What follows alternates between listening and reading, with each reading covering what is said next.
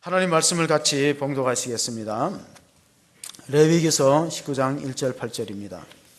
하나님 말씀을 같이 봉독하시겠습니다. 레위기서 19장 1절에서 8절까지 말씀을 함께 봉독합니다. 같이 보시겠습니다. 여호와께서 모세에게 말씀하여 이르시되 너는 이스라엘 자손의 온 회중에게 말하여 이르라. 너희는 거룩하라. 이는 나 여호와 너희 하나님이 거룩함이니라. 너희 각 사람은 부모를 경외하고 나의 안식일을 지키라. 나는 너희의 하나님 여호와이니라. 너희는 헛된 것들에게로 향하지 말며 너희를 위하여 신상들을 부어 만들지 말라. 나는 너희의 하나님 여호와이니라. 너희는 화목 제물을 여호와께 드릴 때 기쁘게 받으시도록 드리고 그 제물은 드리는 날과 이튿날에 먹고 셋째 날까지 남았거든 불사르라. 셋째 날에 조금이라도 먹으면 가증한 것이 되어 기쁘게 받으심이 되지 못하고 그것을 먹는 자는 여호와의 성물을 더럽힘으로 말미암아 죄를 담당하리니 그가 그의 백성 중에서 끊어지리라. 아멘. 세계 인구 가운데 유대인은 불과 0.2%밖에 되지 않습니다. 그것도 이스라엘 땅에 사는 사람 0.1%, 다른 나라에 흩어진 사람 0.1%, 합쳐서 0.2%, 세계 인구 비율은 0.2%인데 노벨상 수상자의 비율은 22%입니다. 여성의 경우에는 34%를 유대인들이 가져갑니다. 그럼 유대인들은 그 밖에도 정치, 경제, 예술, 문화 각 분야에서 글로벌 파워, 세계적 영향력을 행사하는 소수 국가인데 그런 영향력이 어디서 나올까? 그 파워가 어디에 원동력이 있을까? 세 가지 근거를 듭니다. 첫째는 모자람, 부족함입니다. 부족함. 이스라엘 민족은 세 가지 선물이 있는데 그 첫째가 부족함이란 선물이에요. 왜?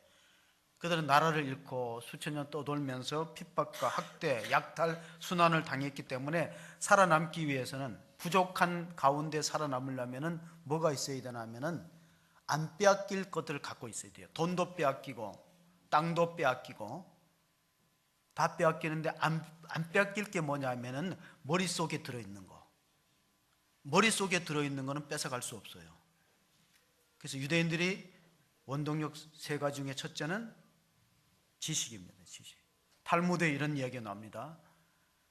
상인들이 배를 타고 목선을 타고 다른 나라에 가서 물건을 파는 상인들이 같이 가게 되었는데 보따리를 싣고 같이 가게 되는데 한 남루한 행색을 갖고 있는 학자가 탔어요. 그래서 상인들이 물어보잖아요. 당신은 뭐를 파는 사람이냐 물어봤을 때 나는 가장 귀한 물건을 파는 사람이다.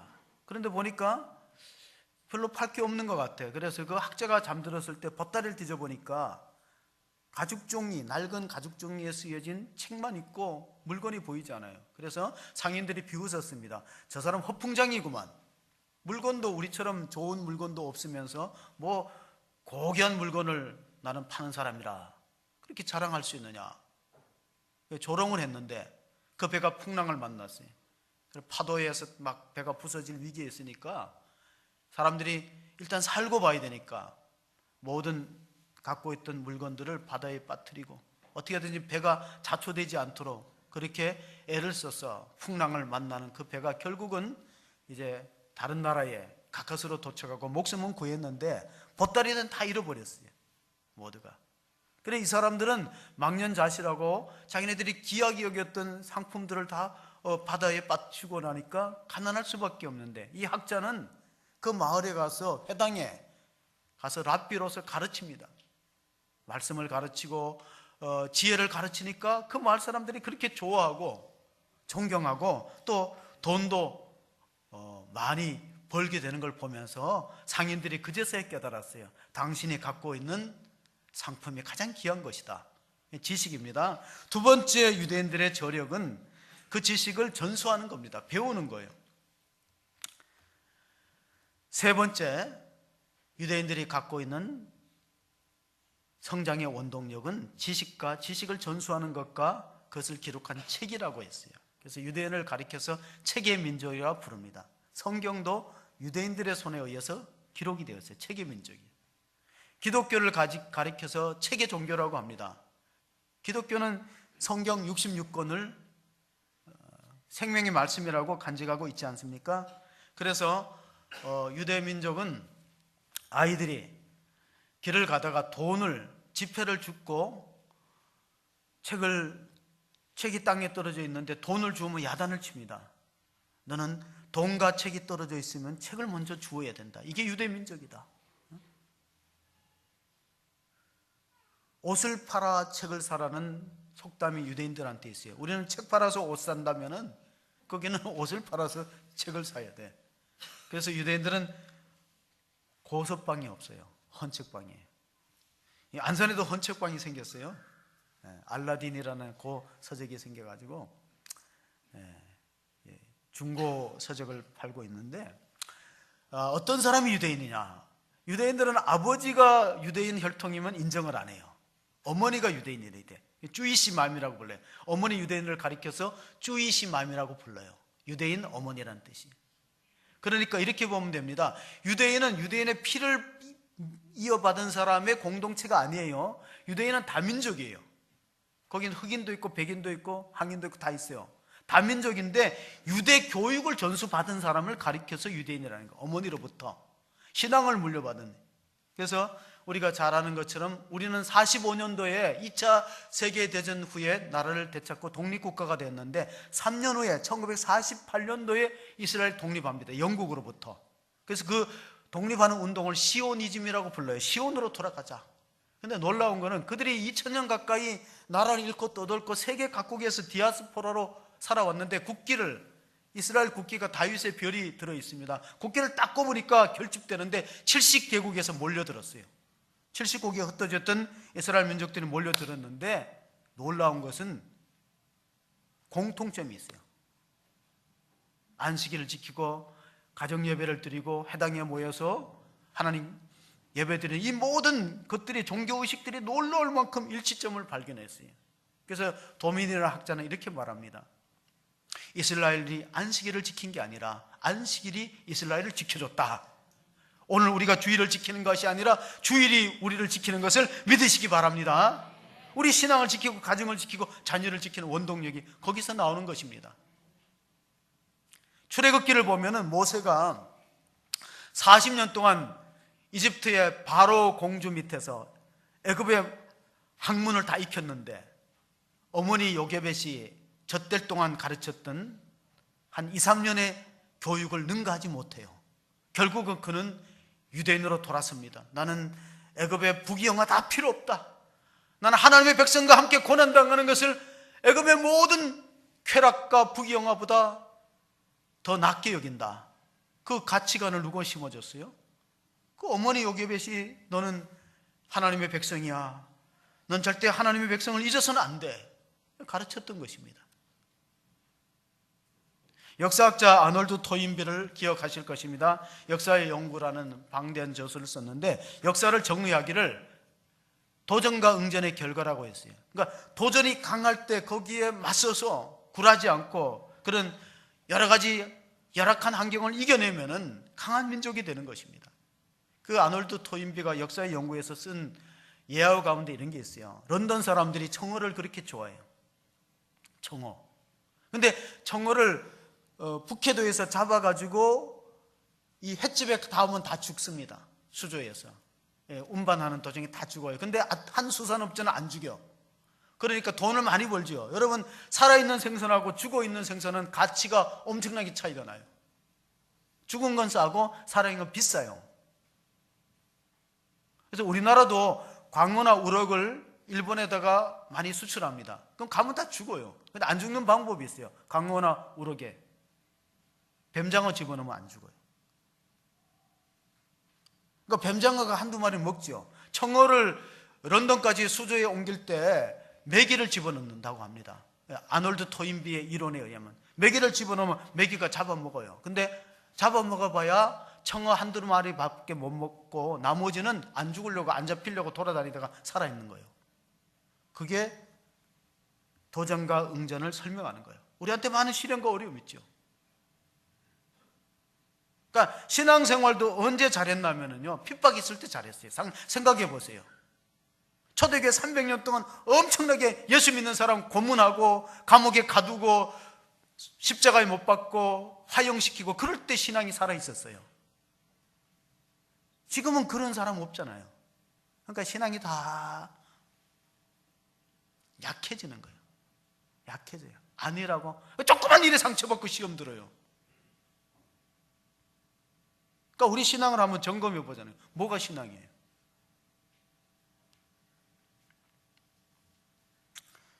얼마 전에 미국 부통령이 마이크 펜스가 이스라엘 방문해 갖고 통곡의 벽에 가서 기도하는데, 이스라엘 사람들은 통곡의 벽에 가면 기도할 때 이렇게 기도합니다. 시편을 하나 외워요. 시편을 읽고 기도문을 바위 틈사이에 꼽아 놓습니다. 그 통곡의 벽이 옆에 한 50m 되고 높이 한 20m 되는 커다란 이제 그 돌을 갖다가 지었는데, 몇 년 전에 제가 가보니까 틈사이에 종이가 다 들어있어요. 또 기도문이 다 적혀 있는 거예요. 들어가서 벽을 마주보고 왼쪽은 남자가 기도하는 자리고 오른쪽은 여자가 기도하는 자리예요. 제가 갔을 때 한 할아버지가 유대인의 그 키파를 쓰고 할아버지 손자들 데리고 벽을 붙들고 기도하는 모습을 보는데, 그 비가 뱃을 무술 오는데도 여자들이, 여군들이, 이스라엘 여군들이 그 열병식을 하더라고요. 그래서 제가 거기서 이제 많은 걸 느끼면서 1년 동안 거기에 기도문이 들어가는 쪽지가 한 100만 개 돼요. 1년에 딱 2차례 수거해갖고 성전산에 있는 감람산에 그걸 묻어요. 이스라엘 사람들은, 우리는 창조 경제라고 하는 이스라엘 사람들은 이제 개업보다가 창업을 젊은이들이 많이 장려해요. 창업과 개업이 뭐냐? 개업은 이미 있던 그 기업의 형태를 따라가는 거를 개업이라고 불러요. 그러니까 음식점이 잘 되면 동일하게 내는 걸 개업이라고 그러고, 창업은 전혀 안 하는 거예요. 남이 안 하는 거를 하는 거예요. 그런 쪽에 이스라엘 사람들은 많이 지원을 해주고 있어요.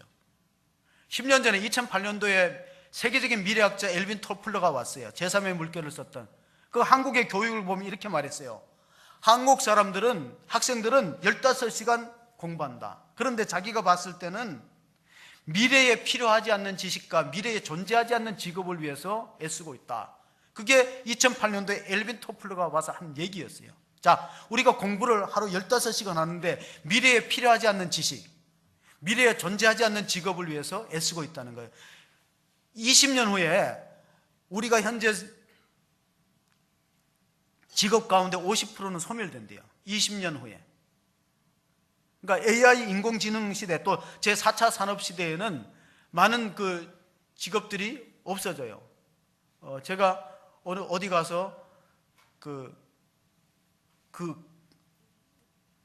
휴게소 같은 데 가면 이제 뭐 자기가 이제 원하는 음식을 화면에 딱 찍으면은 그게 나와요. 그래서 참 편리하다 그러니까 그 도와주는 봉사하는 분이 이렇게 얘기하죠. 이게 좋은 거냐고 그랬죠. 참 편리하네요. 이제 음식을 자기가 화면에 보고 딱 치니까 거기에 이제 영수증이 나고 카드로 계산된다고 참 편리하네요. 그러니까 이렇게 자꾸 되니까 우리 일할 자리가 없어요 그러더라고. 그 여자분이. 그것도 맞겠다. 직업이 없어지는 거예요. 앞으로는.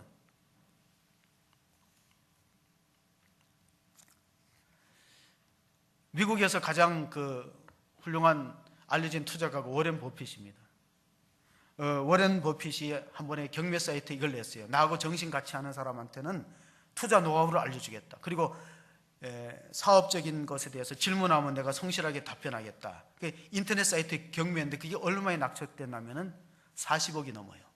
워렌 버핏하고 정심 5천 하는데 우리나라 돈으로 40억 넘게 경매 사이트에서 당첨이 된 사람이 있어요. 그러면 이 사람은 친구 7명 데리고 정심을 맨하탄에 스테이크를 같이 먹으면서 물어볼 거 물어보라는 거예요. 앞으로 투자 전망 어떻게 하느냐.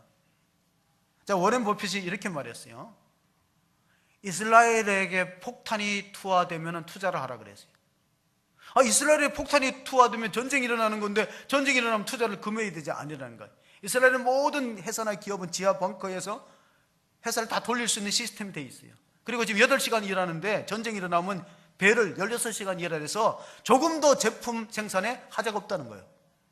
이스라엘. 그러니까 워렌 버핏이 봤을 때 자기는 이스라엘에 투자한다는 거. 왜? 전쟁이 일어나고 폭탄 투자율하고 폭탄 투하율하고 경제 성장률하고 같다는 거예요. 그러니까 우리나라가 많이 좀 생각을 해봐야 될 문제예요. 오늘 우리가 읽었던 말씀은 레위기가 왜 중요하냐면 이스라엘 사람들은 아이들한테 성경 가르칠 때 레위기부터 가르치고 이스라엘 신학교 라피스쿨에서 가장 먼저 공부해야 되는 게 레위기예요. 근데 우리는 레위기가 가장 재미없어. 오늘 우리 장로님도 성경 읽도 가자, 유치부도 어린아이도 성경 읽도 가고, 여러분 성경을 계속 읽어 나가는 줄로 믿습니다. 그 성경 읽도 갈 때가 가장 재미없는 데가 뭐냐면은 이제 그 출애굽기 뒷부분에 뭐 몇 급이 재미없어요. 경험해 보시면. 그 다음에 레위기 가면 더 재미없어요. 뭐 번제를 드리고 뭐 소를 잡고 양을 잡고 재미가 하나도 없어. 그런데 이 재미없는 것을 마치 우리가 성경 읽기에 암초와 같고 고비 사막과 같고 성경의 히말리아 산과 같은 레위기를 이스라엘 사람들은 가장 먼저 가르친다는 거예요. 왜냐하면 해리슨이라는 신학자가 이 레위기가 속죄교리, 가장 신앙의 기본적인 것을 잘 설명해 주기 때문에 그래요. 우리가 레위기 19장 1절 2절을 한번 읽어보겠습니다. 같이 읽습니다. 여호와께서 모세에게 말씀하여 이르시되 너는 이스라엘 자손의 온 회중에게 말하여 이르라. 너희는 거룩하라. 이는 나 여호와 너희 하나님이 거룩함이니라. 레위기 19장 2절 이 본문의 말씀을 레위기의 키워드 중심 요절이라고 부르고, 하나님이 거룩하니까 우리가 거룩해야 된다는 거예요. 그럼 거룩의 내용이 뭐냐? 무엇이 거룩이냐? 그건 바로 예배, 하나님 앞에 바른 예배, 하나님 앞에 바른 삶, 그걸 쭉 설명해 주는 것이 레위기입니다. 제가 성부영신 기도의 제목을 읽어보니까 압축하면 세 가지. 첫째, 건강을 위해서 많이 기도해요. 건강, 헬스. 두 번째가 뭐냐면 가정을 위한 기도 제목이 많아요. 자녀들 미래와 앞날을 위해서. 그러니까 여러분이 다양한 기도 제목을 냈지만 제가 이렇게 다 읽어보니까 첫째는 건강. 원래는 우리 가족들이 좀 건강했으면 좋겠다. 자녀들이 잘 됐으면 좋겠다. 믿음을 가졌으면 좋겠다. 세 번째가 행복이에요. 행복. 그러니까 다 H자로 시작돼요. 헬스, 홈, 해피니스. 근데 이게 이루어지려면 뭐가 있어야 되느냐? 성경은 이거를 완전히 성취하는 것이 바로 거룩이다. 홀리니스. 홀리니스에 힘쓰다 보면 이게 이루어지는데 거룩한 데는 관심이 없어요. 거룩한 예배, 거룩한 성일. 그러니까 이스라엘 민족들이 거룩을 그렇게 강조한 이유가 뭐냐면은 먹는 거 가려서 먹고 시간 가려서 쓰고, 이거 다 레위기에 규정된 거예요. 그러니까 거룩하면은 세 가지가 이루어지는데 우리는 거룩에는 관심이 없고 행복하고 건강하고 잘되고 순서를 바로 하는 것이 참으로 중요합니다. 신앙생활은 우선순위가 성패를 결정해요. 우선순위. 너희는 먼저 하나님의 나라와 그 일을 구하라. 그리하면 이 모든 것을 너에게, 우선순위가 신앙생활의 성패를 가늠하기 때문에 그것이 바로 하나님의 택한 거룩한 백성의 가르침인데, 우리가 잘못 생각하면 레위기는 제사장이니까 제사장들만 관심을 갖는 성경이라 그렇게 보지 않아요. 제가 읽었지만 2절을 보시면은 온 회중에게, 모세가 온 회중에게 가르치니까 우리 모두에게 해당되는 거예요. 레위인들, 제사장들, 말하자면 사역자들이 해당되는 말씀이 아니에요. 너는 이스라엘 자손의 온 회중에게. 그래서 우리가 에베소서 5장 1절을 보시면 사도 바울이 에베소 교인들에게 그러므로 사랑을 받는 자녀같이 너희는 하나님을 본받는 자가 되라. 자, 이 본문의 말씀이 우리들한테 엄청난 부담을 줄 수 있죠. 하나님 본받을 수 있어요? 산상수훈이 예수님의 가르침 중에 가장 백미라고 알려졌는데 산상수훈 5장 끝에 보면은 엄청난 말씀이 있어요. 제가 이 청년 때 이 말씀 읽고 상당히 고민을 했던 본문이 5장 48절입니다. 마태복음 5장 48절. 거기에 보면은 같이 보실까요? 그러므로 하늘에 계신 너희 아버지의 온전하신 것 같이 너희도 온전하라. 영어 성경에 온전하신 보면 퍼펙트라고 나와 있어요. 아니, 우리가 어떻게 하나님같이 거룩하고 온전할 수 있어요? 하나님 우리에게 왜 이렇게 불가능한 명령을 주십니까? 뭐 그렇게 생각할 수도 있어요. 그러나 바울이 이렇게 말했어요. 뒤의 것은 잊어버리고 표대를 향하여 나간다. 그럼 하나님의 거룩하심과 온전하심을 우리가 목표로 삼고 가는 것이 신앙생활인데, 한국교회는 뭐가 문제냐면 믿음으로 구원받는다. 그럼 됐어. 구원 이유가 없어요. 구원 이후에 구원받은 자의 삶의 거룩한 모습이 나타나지 않으니까 마치 마디는 소금처럼 세상이 막 짓밟고 있잖아요.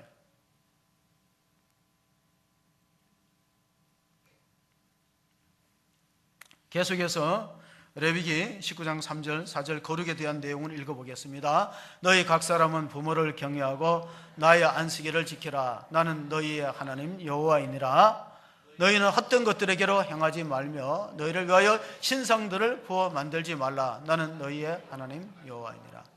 그러니까 십계명을 두 개 나누면, 크게 나누면 하나님을 경외하고 하나님을 사랑하는 것이고, 두 번째는 이웃을 사랑하는 것인데, 그런데 오늘 이 레위기의 말씀은 거꾸로 됐어요. 헛된 것들, 우상을 만들지 말고 다른 신을 섬기지 마는 것이 순서에 먼저 들어가야 되는데, 반대로 3절을 보시면은 거꾸로 돼 있어요. 3절의 말씀이 먼저 나와요. 부모 경외하고 나의 안식일을 지키라. 그러니까 모세가 착각하고 레위기를 거꾸로 이렇게 썼을까? 아니에요. 왜냐하면 여기 경외하다는 말에 카베트라는 히브리어는 하나님을 경외하는 것과 똑같아요. 마틴 루터는 부모는 하나님의 대리자다. 따라서 이웃사랑의 첫 번째 나타나는 표징이 뭐냐? 부모님을 어떻게 대하느냐. 그러니까 이웃을 사랑하는데 부모님을 홀대하면 그게 무슨 이웃사랑을 실천하는 겁니까? 자, 하나님을 경외하고 하나님을 망령되이 일컫지 않고 우상을 만들지 않는 사람이 안식일을 안 지켜요. 그래, 그 1, 2, 3계명 못 지키는 거라고 보시면 돼요. 그러니까 하나님의 계명을 잘 지키는 거는 무엇으로 증거가 된다고요? 안식일을 잘 지키는 거로 증거가 돼요. 이런저런 이유로 빠집니다. 출장으로 빠집니다. 가족들의 일로 빠집니다. 그럼 안식일을 안 지키면은 결국 이 레위기에서 거룩이 중요하던데, 거룩의 첫 번째가 뭐냐면 부모를 경외하고 부모를 공경하고 안식일을 잘 지키는 거예요. 나머지는 진짜로 드러나지 않잖아요. 바깥으로 드러나지 않아요. 그래, 이걸 보면 안다는 것입니다. 두 돌비. 베드로전서 1장 14절을 보면요, 사도 베드로가 이렇게 말합니다. 너희가 순종하는 자식처럼 전에 알지 못한 다른 너희 사욕을 본받지 말고 하나님의 말씀을 따라서 온전하게 그 명령을 지키는데, 우리가 참된 크리스찬이라고 하면 두 가지가 나타나야 돼요. 첫째가 뭡니까? 참된 크리스찬이라는 것은 결국은 하나님을 잘 닮아가고, 이 거룩은 하나님 닮아가는 거죠. 그리고 하나님 아들 예수 그리스도를 증거하는 삶이다. 이 두 가지가 신앙생활에 참으로 필요한 덕목입니다. 제가 놀라운 거 하나 봤는데요, 영국에는 원래 정부에서 외로움을 담당하는 장관을 겸임을 시키더라고. 외로움을 담당하는 거. 왜냐하면 사람이 사회적으로 고립되고 외로우면 흡연하는 만큼 건강이 안 좋다는 거예요. 그럼 우리나라는 어떠냐? 우리나라는 외로움을 담당하는 장관을 만들지 말고 웃음을 주는 장관을 만들어야 될 것 같아요. 우리 국민들이 다 이 웃음이 없어요. 지금 막 계속 사고도 나고 이러니까. 우리나라는 하루에 스스로 목숨을 끊는 사람이 36명으로 OECD 국가 가운데 계속해서 1등이야. 이거 극복해야 됩니다. 저출산도 극복해야 되지만은 이 많은 자살의 문제에 대해서 참으로 관심을 가질 필요가 있습니다. 어느 교회에서 총동원주의를 하면서 이제 교인들을 다 이제 총동원주의를 하라 그러니까 목사님도 모범을 보여야 되니까 친구를 불렀어요. 친구를 좀 나와라 제발, 나도 교인들한테 전도하라 그러는데 네가 나와줘야 되지 않느냐. 근데 이 친구가 그때가 여름인데 와이사스에 담배를 다 꽂고 안내원들 앞에 앉아요. 안내원 앞에 있어요. 그러니까 뭐 아무 개의치 않고 앉아 있는데 목사님이 설교를 열심히 했죠. 그 친구를 보면서 하나님, 저 친구가 오늘 예수님 만나고 회심하게 해주시고, 정말 그렇게 기도를 했는데 그 친구가 설교를 한참 듣더니 담배를 꺼내갖고 바지로 옮기더라고요. 그리고 주머니에서 손수건을 꺼내더니 훌쩍훌쩍 하잖아. 그러니까 이 목사님이 신이 난 거죠. 아, 하나님 말씀이 정말 내 기도가 이루어져서 친구가 은혜를 받구나.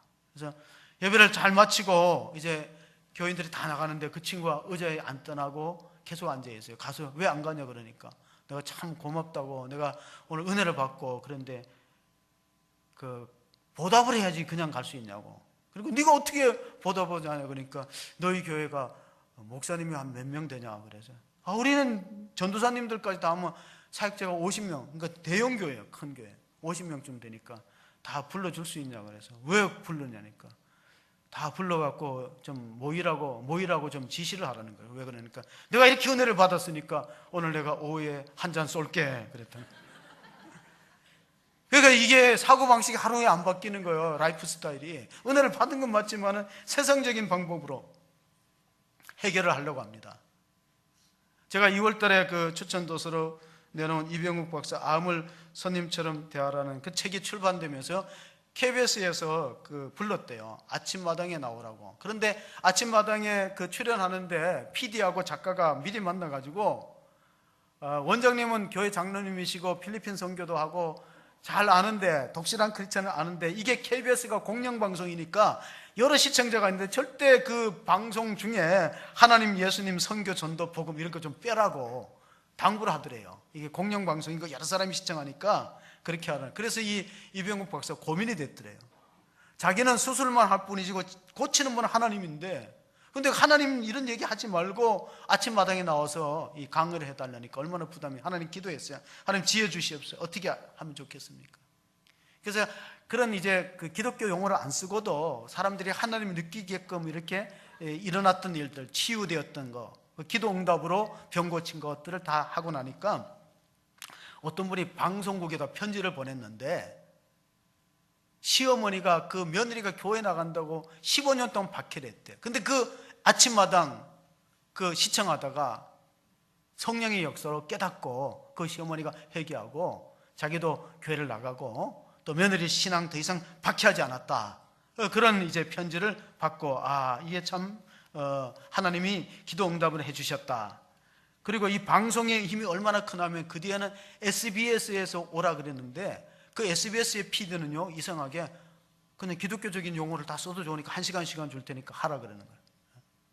이제 방송마다 좀 특징은 있지만 우리가 거룩이라는 것을 볼 때 소극적인 개념은 뭐냐? 구별되었다는 거예요. 그러니까 예수 믿는 사람은 삶에 있어서 구별되었죠. 차별되었죠. 그러니까 때로는 핍박을 받고 오해를 받을 수 있어요. 기독교가 개독교라고 비난도 받고, 또 공중파 방송, 공영 방송에서 노골적으로 신앙적인 얘기하면 싫어하는 사람도 있고, 또 안티글을 올리는 사람이 있어요. 그러나 이렇게 되는 것은 소극적인 개념으로 우리가 이 거룩이라는 것은 구별되었다는 뜻이에요.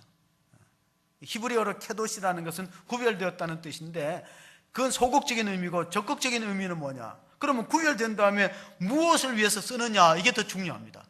그게 적극적인 의미에서 거룩이야. 그냥 구별되었다. 나는 교회 다니니까 술, 담배를 안 한다. 구별되었다. 그거 자랑할 수 있습니까? 그 다음에 우리가 구별되면은 적극적으로 무엇을 위해서 사느냐. 거룩하다는 게 한문자로 성자인데, 성자를 한번 우리가 분석해 보면 이게 거룩할 성자잖아요. 근데 성자가 한문으로 뭐로 구성되면 들을 기자, 입구자, 임금왕자예요. 저는 이 거룩이라는 것을 성경적 개념으로 보면 이럽니다. 생명의 말씀을 듣고 다른 사람의 생명을 살리는 입으로 사용되고 그런 일에 으뜸이 되라는 겁니다. 그럼 그게 거룩한 사람이에요. 남을 죽이는 말, 해치는 말, 상처 주는 말 하지 말고, 안 좋은 소리 듣고, 유언비어나 듣고, 헛소문 듣고 그러지 마시고. 대형교회 목사님이 딱 부임하니까 원로 목사님이 이렇게 가르쳤어요. 네 눈으로 보지 않는 거 절대 믿지 말아라. 교인들이 이러쿵저러쿵 하는 거 거기에 휩쓸리지 말아라. 네 눈으로 2번 확인하지 않는 거 믿지 말아라. 왜냐하면 큰 교회는 보면은 다른 사람 모함하는 사람이 있어요. 저 사람이 어떻고 저 사람이 어떻고. 그러면 담임 목사가 잘 판단해야 돼요. 자기 눈으로 확인하지 않은 거, 남의 말 듣고 하지 말아요. 듣는 귀 말하는 거, 이게 생명의 말씀을 듣고 다른 사람을 생명을 살려내는데 우리의 귀와 입이 사용될 수 있기를 바랍니다. 그럼 그게 으뜸이 왕이 되는 거예요. 그럼 그 사람은 거룩한 사람이에요. 베드로전서 2장 9절, 사도 베드로가 우리에게 주시는 중요한 말씀, 우리는 택한 백성이, 우리는 택한 족속이야. 그래서 한국 사람을 초선 피플이라고 불러요. 택하신 백성이다. 거룩, 왕같은 제사장이요, 거룩한 나라예요. 그리고 소유된 백성이고, 이는 너희를 어두운 데서 불러내어 그의 귀한 빛을 빛에 들어가게 하시니, 그러니까 하나님의 아름다운 덕을, 예수 그리스도의 복음을 선포하기 위해서. 거룩이라는 것은 소극적인 개념으로 술, 담배 안 하고, 그게 소극적인 개념의 거룩이야. 그러나 적극적인 개념은 뭐냐? 우리가 그렇게 해서 우리를 어디다 쓰느냐, 이게. 우리 시간과 우리 물질과 우리 재능 어디다 쓰는 거예요? 우리가 30년 만에 이제 우리가 올림픽을 합니다. 88 올림픽하고. 그런데 올림픽을 배경으로 영화를 하나 했는데, 작년인가 우리가 불의 전차는 영화를 봤잖아요. 불의 전차. 거기 보면 에릭 리들이라는 사람하고 해널드라는 사람이 라이벌이에요. 대학생 때부터 라이벌이에요. 달리기 라이벌. 서로 막 격려하고, 그러니까 라이벌이 있어야 돼, 운동 내도. 그런데 그 출신 성분이 다른 게 뭐냐면, 에릭 리더는 선교사 집안에서 기독교인이에요. 그리고 해럴드는 유대인 가정이에요. 아버지가 고리대금 업자예요. 그러니까 어릴 때부터 상처를 많이 받아왔기 때문에 자기의 존재를 증명하고 세상에서 좀 인정받으려면 금메달을 따야 돼요. 어떻게든 금메달 따서 매스컴에도 이름 오르고, 이게 해럴드의 야망이에요. 그런데 엘린 리더는 달라요. 엘린 리더는 하나님의 영광을 위해서 뛰고, 그리고 100m 세계 기록 보유자인데 결승이 있는 날이, 하필이면 결승이 있는 날이 주일이야. 그래서 출전 포기합니다. 나 안 뛰겠다 그러니까 스코틀랜드 체육협회가 발칵 뒤집힌 거예요. 그리고 황태자가 와갖고 설득합니다. 개인적으로 에릭 리더를 만나서, 이거는 우리나라 금메달 하나 날아가는 건데 왜 예배를 주일날에 안 뛰냐 설득을 합니다. 근데 에릭 리더는 움직이잖아요. 나 하나님을 위해서 뛰는 거, 하나님 영광을 위해서 살아야 되고 주일은 지켜야 되니까 못 뛰겠다 그래. 그러니까 그 당시에 영국의 신문이 매국노라 그랬어요. 편협한 크리스찬, 독선적인 사람, 매국노. 그런데 400m 계주 때, 400m 달리기 할 때 자리가 나서 에릭 리들이 뛰는데 금메달을 걸었어요. 그러니까 금메달을 100m 자기 주종목은 놓쳤지만 자기 전공이 아닌 400m에서 금메달 따서 영국에 바쳤으니까, 영국으로 보면 더 이상 비난할 게 없죠. 그 하나님의 은혜지. 기자가 물어봤어요. 당신의 주종목이 100m인데 어떻게 400m 우승할 수 있느냐?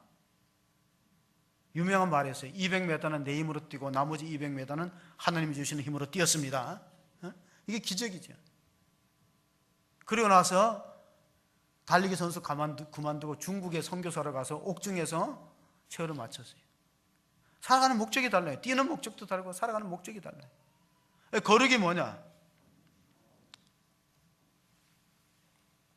이번에 밀양 화재 사고에 나이 드신 분들이 많이 피해를 입었는데요, 그 중에는요 환자를 침대에 묶었어요. 18명인가 묶었다거나. 묶기 전에 어떻게 뛰겠습니까? 묶어요. 손과 발을 묶었어요.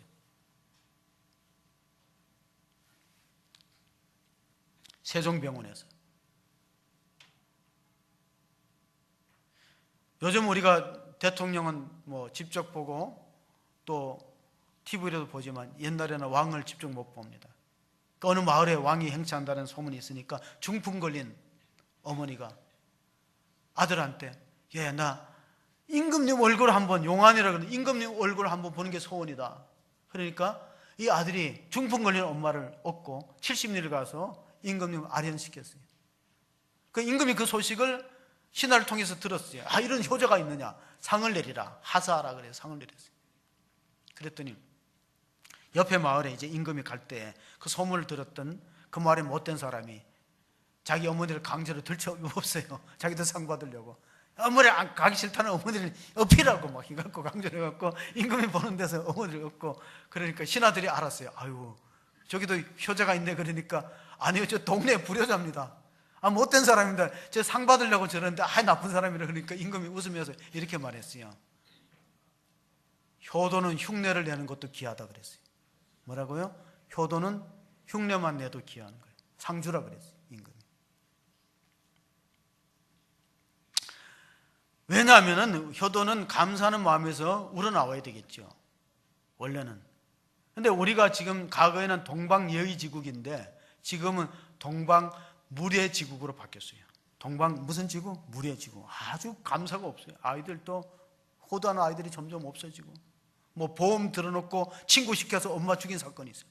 몇 년 전에 보험 들었어요. 친구 보고 자기 친엄마를 죽이래. 아, 이게 어떻게 세상이 이렇게 됩니까? 그러니까 우리가 정신 차려야 되는데. 감사하는 성품을 심어주기 위해서 유대인들은 제사와 절기를 만들었어요. 그래서 레위기를 보면 5대 제사가 있어요. 번제, 소제, 하목제, 속건제, 속죄제, 5대 제사, 7개 절기를 만들었어요. 무교절, 유월절, 오순절, 초막절 뭐 이런 절기를 7대 절기를 만들었어요. 왜? 다 목적은 뭐냐면 감사를 다음 세대에 가르치는 거예요. 우리나라가 어떤 나라냐면은 보세요. 2018년도에 우리가 3050 클럽에 들어가요. 3050이 뭐냐? 국민소득 3만 불, 50은 인구 5천만 명. 근데 세계에는 이런 나라가 의외로 많잖아요. 핀란드, 이런 잘 사는 나라, 그런 나라는 소득은 4만 불, 5만 불 되는데 스웨덴, 노르웨이, 핀란드, 싱가포르는 인구가 500만에서 1000만 밖에 안 돼요. 그러니까 3만 불 소득 넘고 인구가 5천 명 돌파하는 나라는 일본, 미국, 독일, 영국, 프랑스, 이탈리아. 이탈리아가 3050 들어간 지가 2005년도에. 그 뒤로 6개국 나라 외에는 13년 만에 우리나라가 들어가니까 우리나라가 얼마나 대단한 나라예요. 우리나라 대단한 나라인데 자긍심이 없어요. 우리가 과거에 60년대 잘 살아보세요 운동하느라고 자기 머리를 잘라서 가발 공장에서 만들고 중동 사막에 가서 모래바람을 맞아가면서 근로자들이 애쓰고 중동 사막에 진출해서 그리고 60년대 탄광에 가서 독일 함버른 탄광에 가서 지하 수백 미터 땀 흘려서 경제 성장을 이루었어요. 근데 뭐가 없냐면은 잘 살아보세 다음에 바르게 살아보세가 없어요. 온갖 부정부패에 나라 꼴이 이렇게 되고 말해요. 뭐가 없었다고요? 바르게 살아보기 운동. 잘 살아보기 운동은 있는데 바르게 살아보기 운동이 없었어요. 교회도 마찬가지예요. 믿음으로 구원받는 것까지 있지만 구원받는 다음에 어떻게 살아가는 자에 대한 결단이 없어요. 헌신이 없어요. 희생이 없어요. 그러니까 맛을 잃은 소금이 될 수밖에 없습니다. 5절 6절을 또 계속해서 읽어보겠습니다. 5절 6절 너희는 화목제물을 여호와께 드릴 때에 기쁘게 받으시도록 드리고 그 제물을 드리는 날과 이튿날에 먹고 셋째 날까지 남았거든 불사르라. 자, 왜 다른 제물은 다 있는데 화목제물을 드렸을까? 레위기에 보면 번제가 먼저 나오고 소제가 나와요. 번제는 다 태워버리는 겁니다. 그래서 소제는 곡식으로 들어요. 하얗게 가루. 이 작을 소자가 아니고 하얗다는 소자, 흰 소자. 밀가루를 빻으면 하얗잖아요. 그러니까 곡식 제사로 드리고 세 번째 드리는 게 화목제물인데 화목제물은 의무제사가 아니고 자원하는 거예요. 그러니까 감사한 일이 있을 때 그리고 서원하거나 또 낙헌제를 드릴 때 이 화목제물을 드렸는데 저는 그 화목제물이 의미가 있는 것이 지금 한국 사회의 가장 하두가 뭐냐, 긴급한 하두가 뭐냐, 평화, 화목, 화평이에요. 우리가 굉장한 갈등을 안고 있어요. 나라는 이렇게 어느 정도 살게 되었는데 계층 간에 또 이념의 갈등, 계층 간의 갈등, 세대 차이의 갈등 얼마나 심합니까? 그러니까 평화라는 것이 절실하게 필요합니다. 예수님은 제자들에게 요한복음 14장 27절에 이런 말씀을 주셨습니다. 같이 봅니다. 평안을 너희에게 끼치노니 그 나의 평안을 너희에게 주노라. 내가 너희에게 주는 것은 세상에 주는 것과 같이 아니하리라. 너희는 마음에 근심하지도 말고 두려워하지도 말라. 근데 우리는 얼마나 많은 근심과 두려움이 있어요. 우리나라를 백의 민족, 흰 옷을 입는 민족이라고 표현하고 또 배달의 민족이라고 그래요. 우리나라는 선천적으로 배달을 잘하고 택배가 잘 돼 있는 나라 중에 하나예요. 근데 미국의 택배 회사 가운데 페덱스라는 회사가 있어요. 프레드릭 스미스가 창업자인데 670대 비행기를 보여. 우리가 그 국제적으로 물류회사 같아요. 막 이랬는데 그 회사의 기업 철학이 뭐냐면 PSP예요. PSP. P가 뭐냐? People. S는 서비스. 나머지 P는 프라핏, 이윤이에요. 그러니까 기업이 이윤을 목표로 하는 게 당연하죠. PSP인데 P가 뭐냐? 사람을 굉장히 존중하게 해요. 그래 그 회사는 들어가면은 해고라는 게 없어요. 자원에서 나가지. 사람을 자르지 않아요. 노조가 없습니다. 그러나 대우를 많이 해줍니다. 잠언서 16장 우리 1절을 읽어보면은요, 우리가 하나님 앞에 경영을 배우는 것이 필요한데 마음의 경영은 사람에게 있어도 말의 응답은 여호와께로부터 나오느니라. 하나님의 주권을 인정하는 겁니다. 우리 개인의 삶은 물론이요 공동체 안에 하나님의 주권을 인정하기 때문에 하나님께서 이 나라를 지켜달라고 우리가 기도할 필요가 있습니다. 하나님이 역사에 개입하십니다. 우리의 개인 생활에도 다 하나님이 아시는데 마태복음 보면 이런 말씀이 있어요. 우리의 머리털까지 세신 바 되었다. 자녀들을 키우면서 가장 힘들 때가 중2 때라 그래요. 중2 때. 중2 때는 부모 말 잘 안 들어요. 중2 자녀를 둔 부모님들은 중2 때문에 나라가 안전하다는 걸 아셔야 돼요. 왜냐하면 북한이 못 넘어오는 게 중2 때문에 못 넘어온대. 중2는 겁나는 게 아무것도 없어. 그러니까 중2 무서워서 못 넘어온다는 말이 생길 정도로, 영국에서 5,000명을 조사를 해보니까 부모의 은혜를 알 때가 언제냐 하니까 22살 때 조금 안 돼요. 그러니까 22살 이하에는 부모 은혜를 잘 모른다는 거예요. 이번에 테니스 돌풍을 일으켰던 정현이 22살이에요. 근데 아버지가 연습하거나 시합하는 장소에 갈 때 꼭 이제 비즈니스석을 끊으려고 하면 아들이 말렸대요. 아버지, 우리가 그냥 이코노믹석도 타도, 야, 네 키가 187인데 거기 어떻게 이코노믹석에서 구부리고 가서 운동하냐 그러니까 괜찮다는 거예요. 그러니까 애가 인성이 되어 있다. 그리고 테니스를 배우게 된 동기도 아버지가 테니스 코치여서 시킨 게 아니라는 거예요. 병원에 가서 시력 검사를 유치원에 해보니까 고도근시야. 고도근시는 뭐가 필요하느냐? 고도근시는 초록색을 봐야 된다는, 초록색. 가만히 생각하니까 테니스공하고 테니스 코트 초록색이 많으니까 그래 시켰다는 거예요. 그러니까 그 약점이 가장 강점이 될 수 있대요. 고도근시가 얼마나 약점이에요. 그런데 그것이 강점이 될 수 있었다. 그래서 유대인들은 이 하목제물을 드릴 때, 감사할 때 드리는데 하루나 이틀에 먹고 3일까지 남겨두거든 불사르라. 그걸 먹는 사람은 이스라엘 공동체에서 끊어지리라. 하나님의 성물을 범했기 때문에. 그러니까 공동체에서 끊어지지 않으려면 어떻게 되느냐? 우리가 거룩한 제사장의 나라로서의 지켜야 될 규례가 있습니다. 출애굽기 19장에 5절 6절에 보면 모세가 십계명을 주기 전에 세계가 다 하나님께 속해 있다. 너희가 내 말을 듣고 내 언약을 지키면 너희는 모든 민족 중에서 하나님의 특별한 소유, 하나님의 백성이 되고, 그리고 내가 제사장 나라가 될 테니까. 그래, 제사장 나라가 되기 위해서는 하나님께 예배자로 올바로 서야 된다. 하나님 앞에는 예배자로 서고 물질에 대해서는 청지기 자세를 잃어버리면 안 되고 다른 사람에게 대해서는 섬기는 자세를 가져라 가르쳤습니다. 그래서 감사제, 이 하목제를 드릴 때는 불치병에서 고침받을 때, 광야 사막을 무사히 통과했을 때, 위험한 항해를 마치고 항구에 도착했을 때, 그리고 감옥에서 나왔을 때는 반드시 이 하목제물 감사제를 드렸어요. 그런데 왜 3일까지 남겨두지 말라 그러냐면, 감사하는 마음이 생기면 이틀 안에 결정하고 예물을 드리라는 거예요. 3일째 되면 뭐예요? 마음이 바뀌어요. 3일 동안 남겨두지 말라는 거예요. 하나님 앞에 우리가 감사하는 마음이 있으면 즉각적으로 해야지. 어느 교회에서요, 선교 헌신 예배를 드렸어요. 그래서 우리가 선교제를 도웁시다 작정하고, 그래서 많은 사람들이 헌금에 동참했는데, 헌금 바구니가 이제 헌금위원들이 들고 나오잖아요. 헌금 주머니를 들고 나오는데 웬 소년이 뒤따라 나왔어요. 그래서 물어봤어요. 목사님, 너는 왜 따라 나오냐니까, 목사님, 저 돈이 없어요. 드릴 게 없어서 저 자신을 바치겠습니다. 성령의 감동으로 하나님을 위해서 뭔가 드리고 싶은데 이 소년이 드릴 게 없으니까 헌금위원들 따라 나온 중앙통로로 어른들 뒤에 따라 나가니까 그 아이가 자라서 데이비드 리빙스턴이 된 세계적인 선교사가 되는.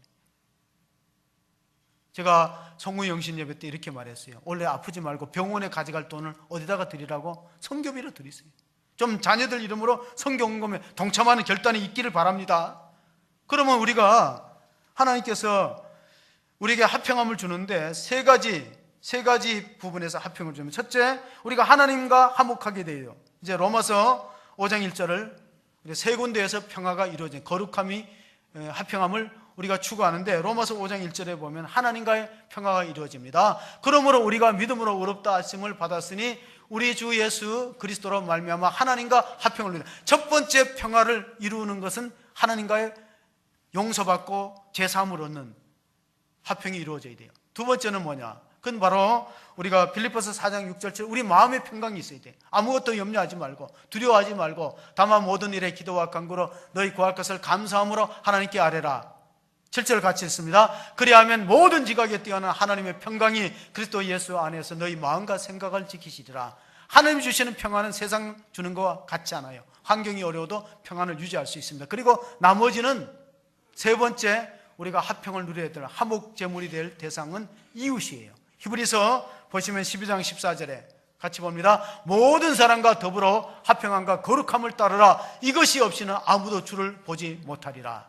거룩함과 화평함, 화평함과 거룩함, 이거는 성도의 행복을 위해서 반드시 필요하다는 사실을 마음에 새기시고, 우리가 하나님 앞에 온전한 예배자로, 또 물질에 대해서는 청지기로, 이웃에 대해서는 섬기는 자세를 잃어버리지 않는 복된 성도가 다 되시기를 주의 이름으로 축원합니다. 하나님 아버지 감사합니다. 오늘 이럴 마지막 주일 우리는 거룩한 하나님의 택한 백성으로 부름을 받고 왕같은 제사장으로 주님께서 인정해 주었습니다. 하나님, 그러기 위해서는 우리가 세상과 구별되게 살아야 되고 세상으로부터 분리되는 그런 결단이 있어지기를 원합니다.